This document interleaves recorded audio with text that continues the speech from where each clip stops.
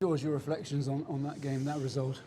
Yeah, I mean, look, it's tough to lose. It's tough to go anywhere and lose, and obviously that's a big scoreline. But I think the scoreline's completely on me. That's the way I approach this game, and the challenges I put in front of the group that went out tonight was pretty simple, and that was, can we stick to the basics? Can we work for 80 minutes against probably the best club team in Europe, and can we stick in there? And the scoreline obviously got away from us, but there were some great moments from some young lads in there, and there was some unbelievable fight around the park, and we had Leinster under some pressure for quite a few periods in the game, and they managed to shut that down, which is fair enough. But I thought the boys were brave. They worked unbelievably hard, and they did everything I asked of them. But as I say, the score's on me.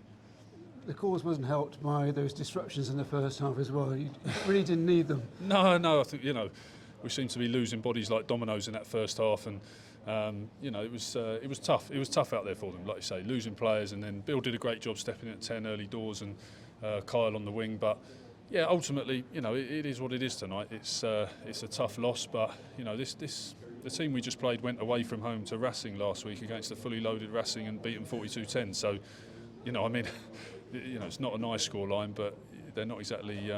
They put big scorelines on huge French clubs. We thought there were some positives in the second half. The scrimmage looked better. Big performances from Jack Clement, and Lloyd Evans stuck at it as well. Yeah, I thought there was lots of good fighting moments. We did struggle in the scrum in the first half a little bit, which was disappointing. But there was lots of them. Lloyd was great. Clem was. I thought lots of the forwards. Freddie Thomas, I thought he really stood up and was counted tonight. And great to see Jake out there doing 80 minutes as well. So yeah, lots of dogged performances from the boys.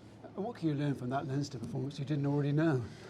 Well, they're good, aren't they? At the end of the day, you do. They're very well coached, very well drilled, and they don't blow their roles very often, and that's why they're favourites for the tournament. But they're, like I say, very well coached team, very impressive. We can learn a lot as coaches from them. I think how they do things, but like I say, I think there's a lot of positives for me to take from that game.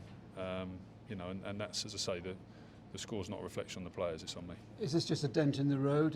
It's obviously going to hit the morale to a degree. I don't think it will hit morale. I think we came here realistic about what we were trying to do, and like I say, the things I set out for them were to fight hard in certain areas and see if we can execute. So, I think we knew the challenge that was in front of us, and we'd like to have nicked a try, and probably unlucky at the end not to nick one. But it's not going to affect morale at all. I'm actually pretty positive about some of those young lads, what they did tonight against Leinster. And clearly something of a tactical decision to field that side in the context of the season. Yeah, well, we had a bye week coming up, week after next, and the boys had all booked holidays, and we'd planned our season to take every game on and get to that point. And obviously, with what happened in the Prem, it got changed, and we happened to be the last team with a bye week out of everybody, so we don't get the opportunity to have a bye week. So if we don't rest people now, our internationals would have gone all through the autumn, all through this, all the way to Six Nations and out the other side, and sold a lot of the players who've been playing every week. So, it's not realistic to play them every week, and you never want to rest everybody, but you've got to make some decisions.